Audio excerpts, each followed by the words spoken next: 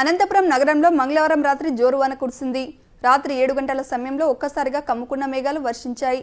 దీంతో రోడ్లన్నీ కూడా నీటితో నిండిపోయాయి. పలు ప్రాంతాల్లో పైప్ లైన్ నిర్మాణం కోసం తీసిన గుంతల్లో కూడా నీరు చేరుకుంది. మంగళవారం పగలంతా కూడా వాతావరణం వేడిగా ఉంది. రాత్రి మేఘాలు వర్షించడంతో ఒక్కసారిగా వాతావరణం చల్లబడింది.